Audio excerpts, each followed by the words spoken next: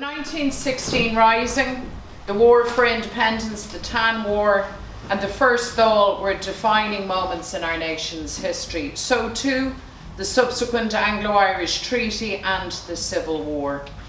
The treaty divided Dáil Éireann, Sinn Féin, and the IRA. It divided families and communities up and down the country. And despite browbeating by church, big business and the media, the treaty passed in the Dáil, as was said, by a mere 7 votes. As divisions deepened, efforts to prevent civil war and find a basis for unity amongst Republicans failed amid British threats of immediate and terrible war. The Free State, backed by powerful economic interests, decided to forcibly suppress their Republican opponents. On the 28th of June 2020, it bombarded the Republican garrison in the Four Courts, and so began the Civil War. This event presaged a human, political and economic tragedy for our island and for our people. Ireland was to endure a short but a very bloody and brutal period marked by assassinations, firing squads, widespread destruction, draconian repression and suffering. And Republicans saw the hope of a free, united and socially just Ireland dashed. Thousands suffered imprisonment, 77 were executed officially in Free State prisons, but many more were murdered on the outside. My granduncle James O'Connor was one of those executed. He was executed on the 19th of December 1922 in the Curragh camp, along with 6 comrades: Patrick Bagnall, Joseph Johnson, Stephen White, Patrick Nolan, Brian Moore and Patrick Mangan. 2 generations on, I am still moved by my great-grandmother's letter seeking a pension for James' service and her powerful refutation of her son being branded a criminal, because James was a good man, he was an Irish soldier and he was a patriot. And through her words I reflect not only on his sacrifice, but on how nation building is not some intangible notion. You see, it's a journey woven together by the threads of the human stories of our shared history, a tapestry of the lives lived by ordinary people in extraordinary times. I think about how Ireland was shaped by the tragedy of the Civil War and how that connects to the Ireland of today. And it's something that can be hard to capture in analysis or theory, because we are linked to that tragic period not only by the legacy of the political aftermath, but by the massive sense of loss and the deep scarring of the national psyche.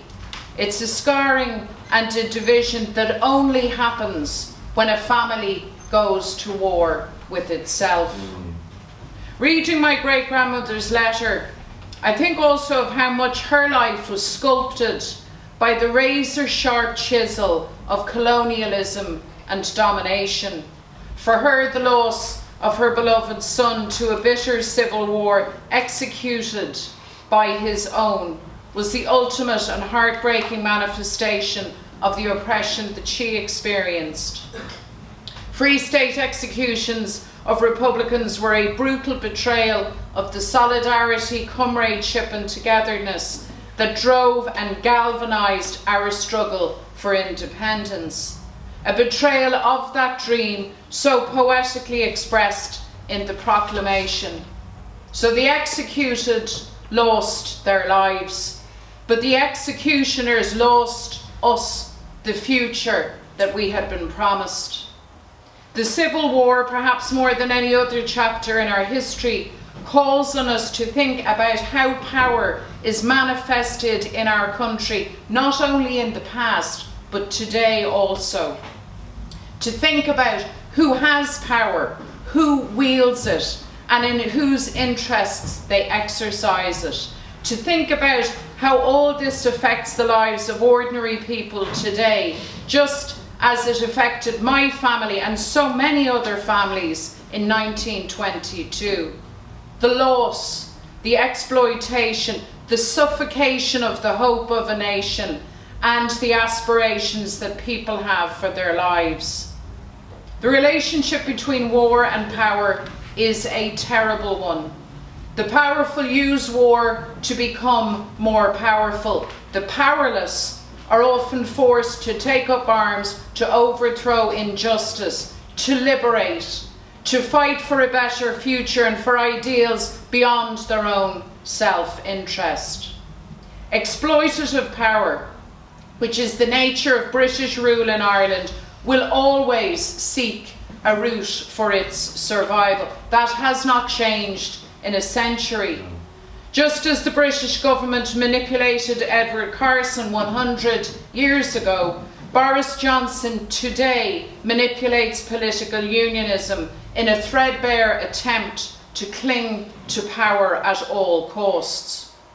When the Free State aimed British guns at Rory O'Connor and the comrades in the Four Courts, it was essentially an action that reflected the survival route chosen by the British Empire: to threaten, to manipulate, to coerce, with the aim of turning Irish person against Irish person.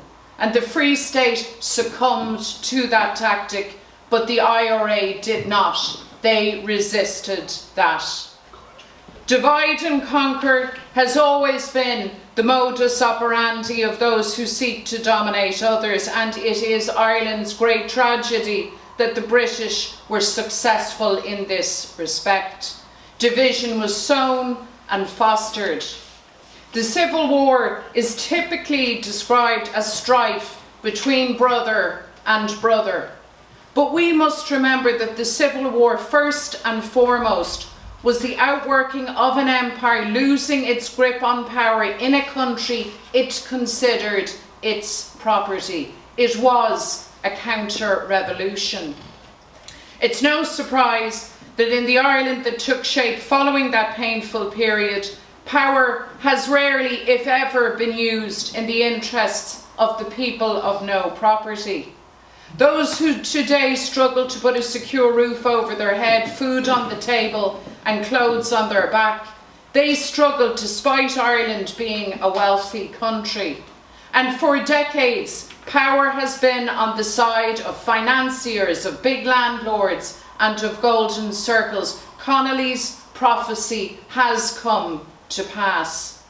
While the Civil War was bitterly divisive, I have to say that I don't believe that those who fought it did so in the name of the Ireland that followed, or for the Ireland that we have today. For whatever else might be said about the cause and course of the Civil War, this can be said, that most on both sides were motivated by patriotism as they saw it, and did not see their goal, whether Free State or Republican, as a means of personal advancement in careerist politics.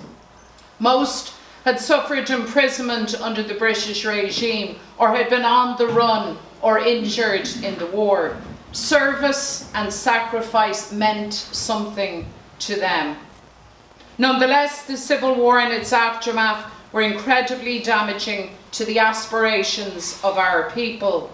While the vandalism of partition split the territory of our country, it was also an attack on the very essence of Irish nationhood, an attempt to fracture those ties that, in all of our difference and diversity, bind us together as one people.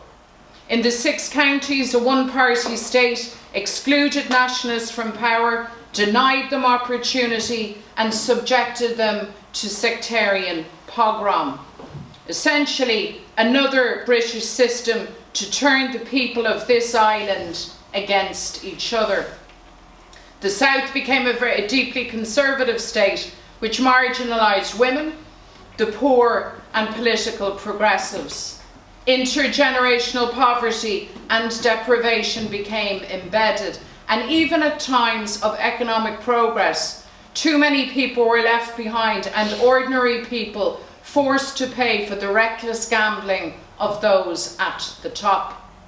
All of this dysfunction, symptomatic of a colonial hangover, of the damaging interplay between power and war and dominance.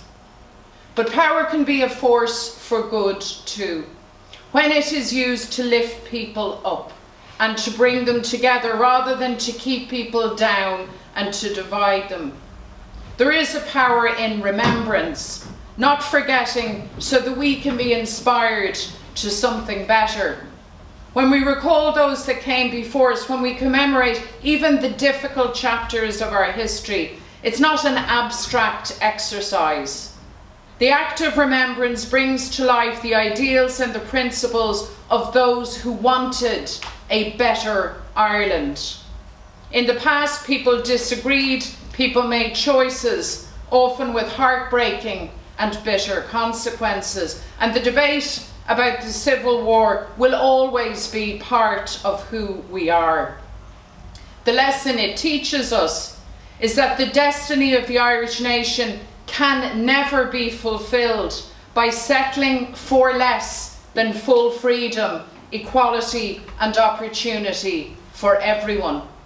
Fianna Fáil and Fine Gael used the misnomer of Civil War politics as a comfort blanket, as a space to occupy when their failures in the Ireland of today were called out and challenged. But people are no longer fooled by that.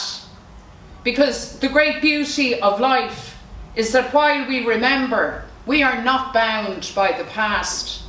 This generation gets to make new choices today, choices for a new Ireland and a new future. Today, we reach for the Republic anew, with positivity, with courage, with confidence. These are interesting times, exciting times. Ireland has changed and Ireland is changing, and we now live in the dying days of partition. North and South, we have a generation brimming with talent, potential and ambition. A generation that, with compassion, with decency and togetherness, is determined to realise the Ireland denied to our parents and our grandparents before us. A generation that will not settle for less. We strive again for the future that was promised us. Poblacht bheo, oich conigha de Cork, Sinn an aim fós. Liam Mellows believed that the Republic was a living, tangible thing.